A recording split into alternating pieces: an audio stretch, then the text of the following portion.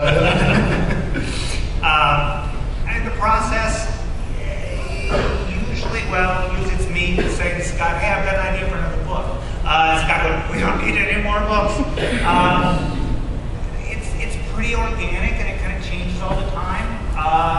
John's doing all the heavy lifting, so, or most of the heavy lifting, so we talk and what are we going to do and vague general ideas, and I want to talk about what we're doing 5 years from now, and John's going, yeah, let me worry about what we're doing next week. Yeah, that sounds about right. And then the process that we're going to have as co-writers, it's not a standard, it changes like every series you do almost. Well, like maybe a couple of series you do similar things, some will be very differently. The first one we did today, Mike literally wrote half the book and I wrote the other half. We really didn't talk much about what we were doing, and then we immediately abandoned it with Black Flame. He gave me a call and everything for that. But these guys, I think the process has stayed pretty stable when you get this person to work with others. Yeah, I would get the script, or usually sometimes the right plot is like, this is what happens in like the Black Flame.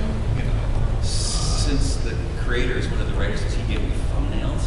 With free reign? I guess some, yeah.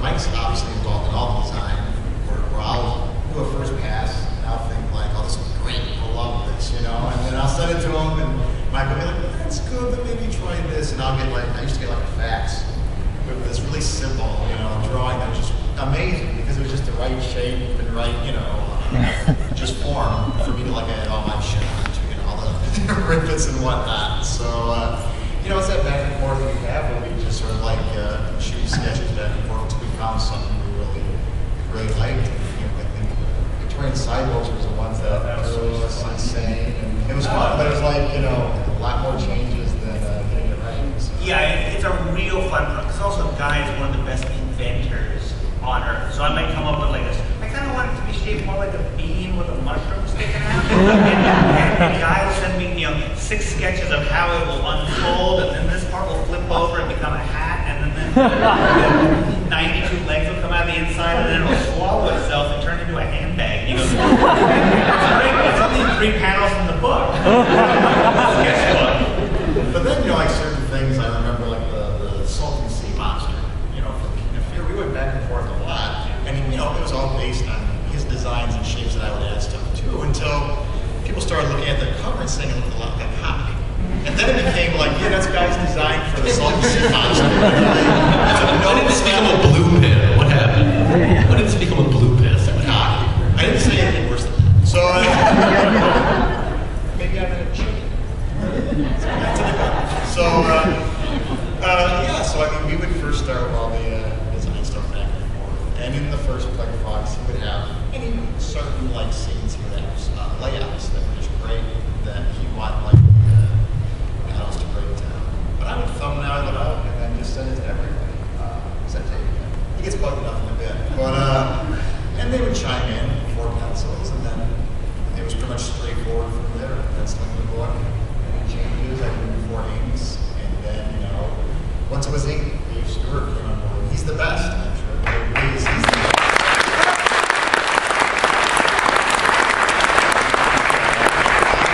I didn't see my stuff in color from other companies before, I met Dave, and he just, immediately said the first thing, he said, how about this with your style? And it was beautiful. So he always said he makes anything I do look great, and he hides all the mistakes. There's not many mistakes. All of mistakes. But I'm leaving, he's nice. Yeah, so Dark Horse will send me all the line art, so usually I'll get a book at a time, depending on what our timeline's like. But it usually starts, Guy will send me notes, I'm reading John's script to get all the story points, and then working the colors into supporting everything that's come before, and trying to meld with everybody's style. Working with Guy, you'll send me copies that you marked up with notes. It's really embarrassing. I'm saying this is a cloud. It's probably I know it's a cloud. He looks up with it. But yeah, it's always helpful. It's and that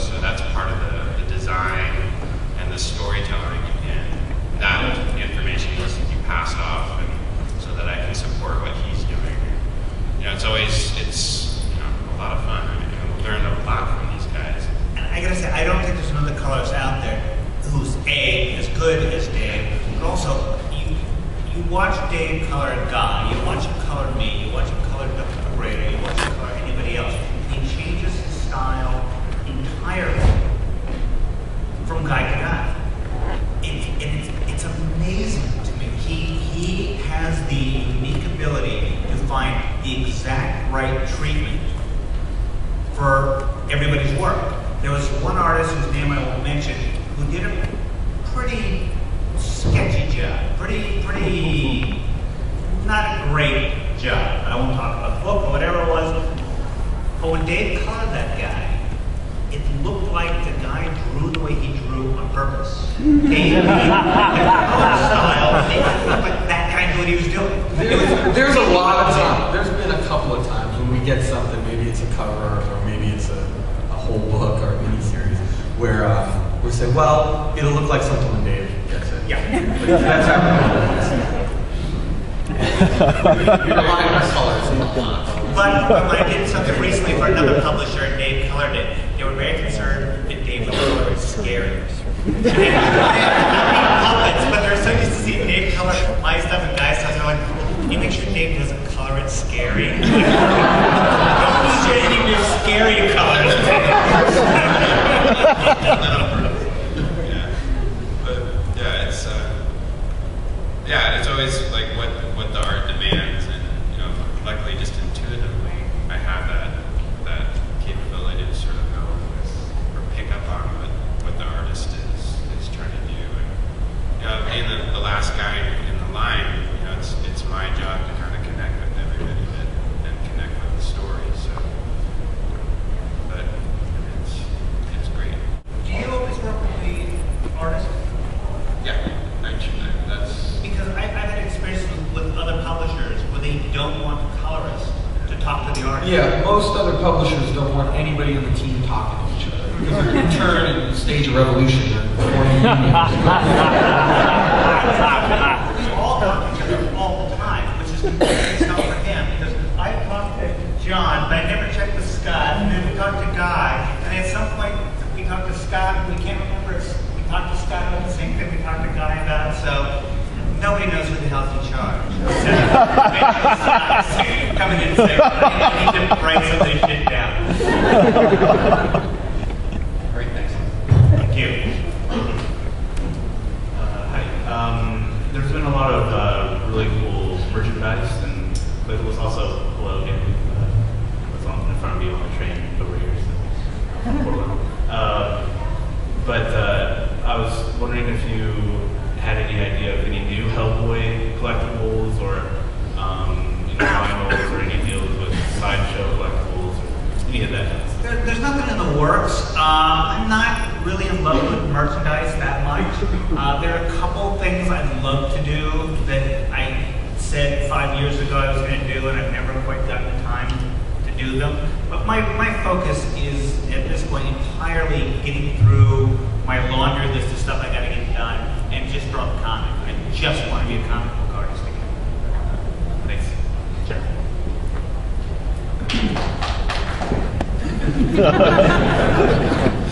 Well, I'm pretty sure those were you guys, not me. Thanks for being here and doing this for all of us. I have a love-hate relationship with the Hellboy movie. I love Hellboy. I have a bit of an issue with the character taking the world's greatest paranormal detective and giving him a handler. I've always been curious, what was your thought process in the character design for the Hellboy movies? Well, it's Del Toro's movie. I mean, I told him the first time I met him, I've done it my way, you go do it your way. Part of the problem is, a movie has to reach a much wider audience. So to do a movie where Hellboy's just a regular guy, he walks around and everybody's, hey Hellboy, how you doing? They just felt, probably rightly so, this is just too weird.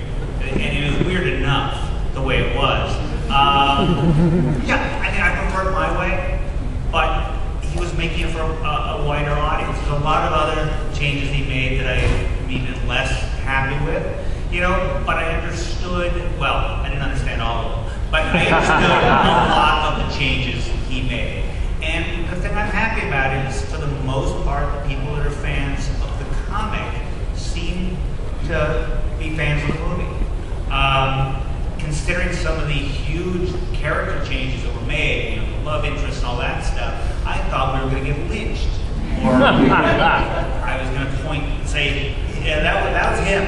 So maybe I wasn't going to get lynched, But they might have strung us both up before I could have explained I didn't do it. Thank you. Thank you. Hi, thanks for being here. I'm new to B.P.R.D. and new to your books, so I have what may be a naive universe question. There's a lot of stuff out there that wants to ruin the world in one manner or another. Do the aliens ever get mad at like the Mayan blood gods who are trying to turn the sea to blood when they want the water? And does the B.P.R.D. have like a separate section that mediates these conflicts, or at least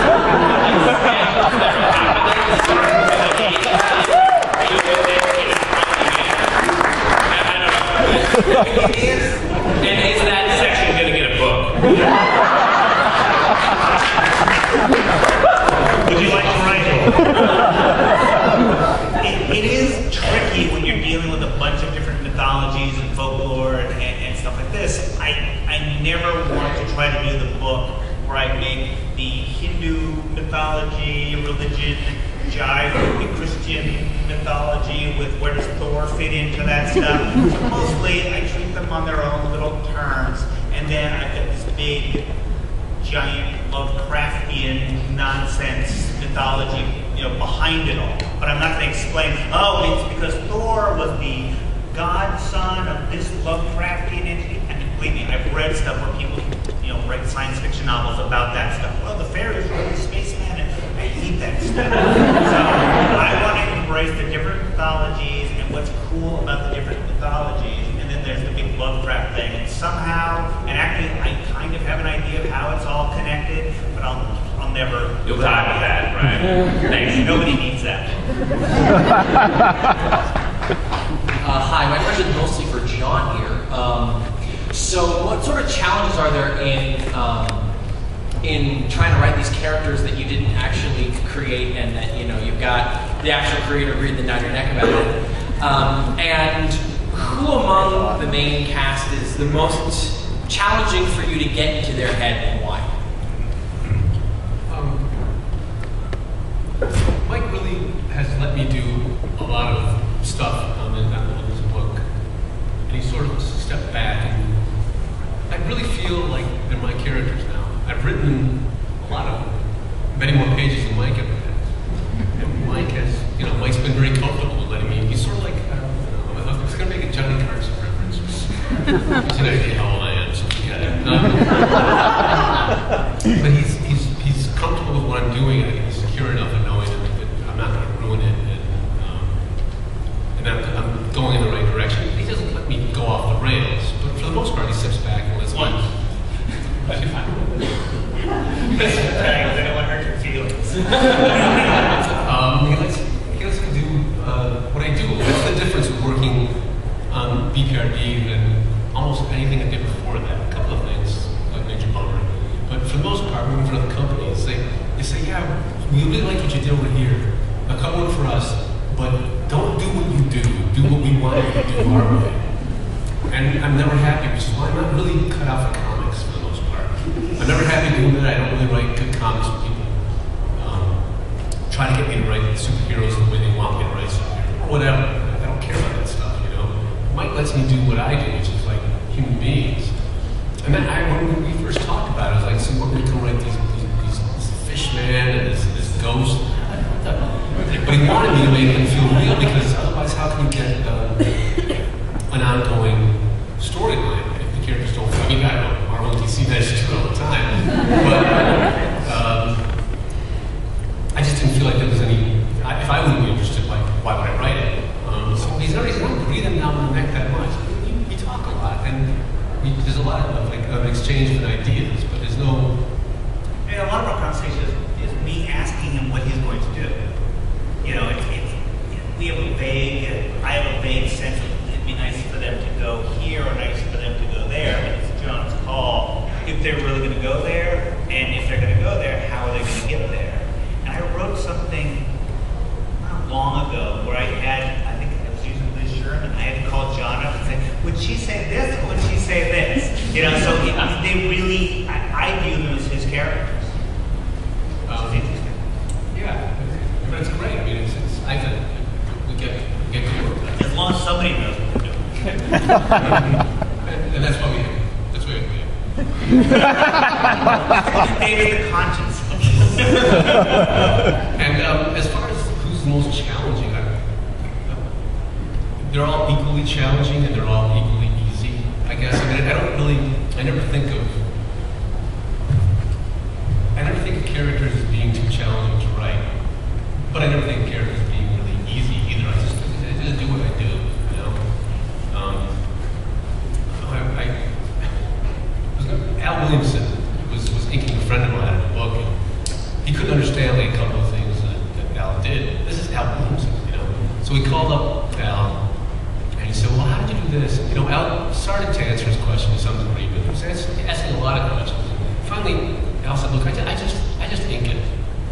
I just ink it. Don't stop asking me questions. I just ink it." That's more. I'm not saying stop asking me questions. I just do what I do, and I don't think of any character as being any more difficult than any other character. They're all equally difficult, all equally fun, all equally easy. You know, I won't write a character that I want to write, and that's the most challenging character, but he doesn't or she doesn't exist in a B.P.R.D. universe. So I'm getting real zen here. So. Thank you very much. Thank you.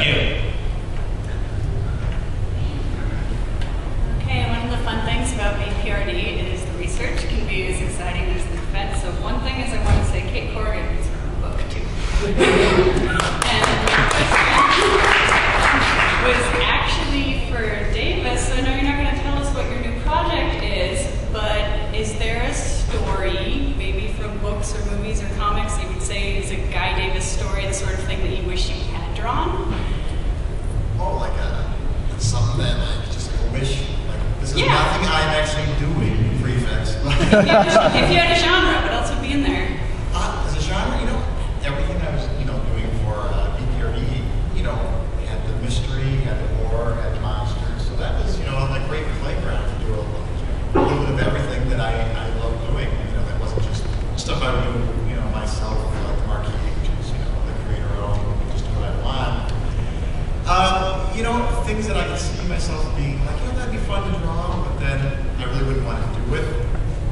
I love reading old Edgar Rice Burroughs, so I would find a adaptation of the John Carter books, but I would be the worst person for it because no one's going to want to see me drawing beautiful Princess of Mars, and it can't all be monsters. So things like that, more fantasy,